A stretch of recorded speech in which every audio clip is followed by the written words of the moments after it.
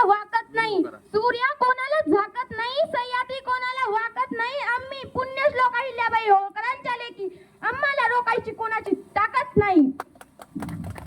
बांधिले हजारो मंदिरे घडविले यांनी नव्या हिंदुस्थानाला, त्रिवार मानाचा मुद्रा या हिंदुस्थानच्या राजमातेला, या हिंदुस्थानच्या राजमातेला. नमस्कार, माझे नाव रणरागिनी झेलम शिंपले.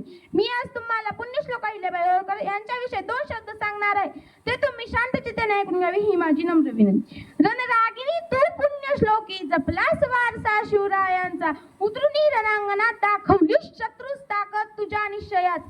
न्यायदानाची पुरस्कांती तू, राग तुला अन्यायाचा, अहिल्याबाई तू अभिमान आम्हाला तुझ्या, अहिल्याबाई तू अभिमान आम्हाला तुझ्या शौर्यात. सर्वप्रथम सर्व भारतवासियांना पुण्यश्लोक अहिल्याबाई होळकर जयंतीच्या खूप खूप शुभेच्छा. जेव्हा जेव्हा समाजामध्ये अन्याय, अत्याचार, अधर्म वाढतो तेव्हा त्याला संपवणारी शक्ती या जगामध्ये जन्म घेते.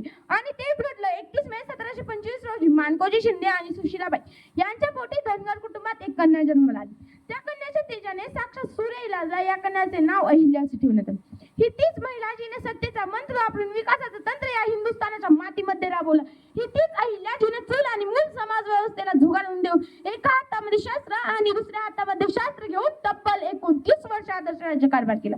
अहिल्याबाईंना लहानपणापासून तलवार चालवणे, भाला फेकणे, युद्ध लढणे या गोष्टीचे प्रशिक्षण दिले जात.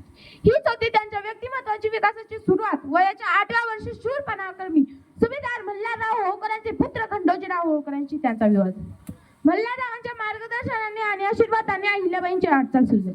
अहिल्याबाईंच्या जीवनात सर्वात जास्त योगदान कोणाचे असतील तर त्यांचे सासरे मल्हाररावांचे.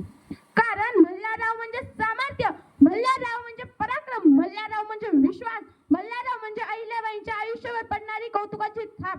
मल्हाररावांनी आपल्या 8 वर्षाच्या सुनेला शिकवलं युद्ध कसं करायचं. युद्ध रणांगणामध्ये चालू होते तेव्हा तोफेचे भयानक आवाज होतात. तेव्हा त्या तोफेच्या भयानक आवाजाला निरळ्या छातीने समोर जायचं.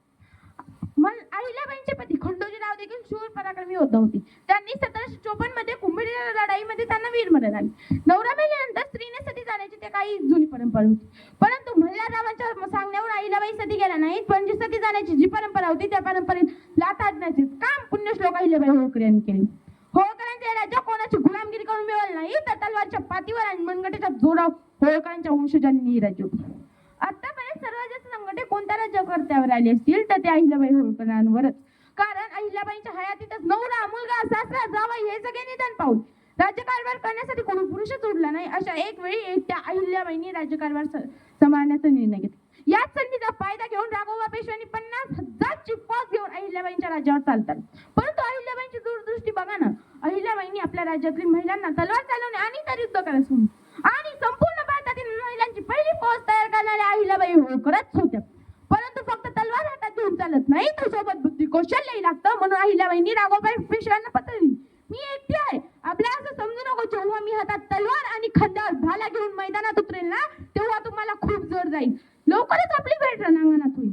परंतु मी जर आणले तर मला कोणी नाव ठेवणार नाही. जर तुम्ही आणलात तर तुम्हाला सारी जग नाव ठेवेल की तुम्ही एक महिलेकडून आणलं.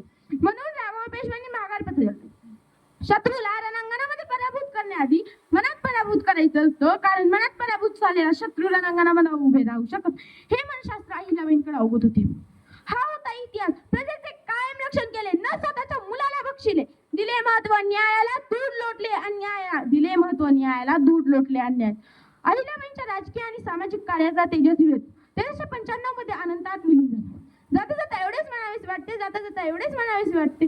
पुरुष जातीचा पगडा छेदून केली तुम्ही समाजसेवा, पुरुष जातीचा पगडा छेदून केली तुम्ही समाजसेवा. भुकेल्या पोटी घास देऊन तृप्त केले तहानल्या जीवा, भुकेल्या पोटी घास देऊन तृप्त केले तहानल्या जीवा. जात धर्म विसरून दाखवला मानव सेवेचा मार्ग नवा. अहिल्याबाई होळकर आपल्या कार्याचा निरंतर देवत राहील दिवा. अहो ऐका ना, 1 महिन्यापूर्वी पहलगाममध्ये हल्ला झाला.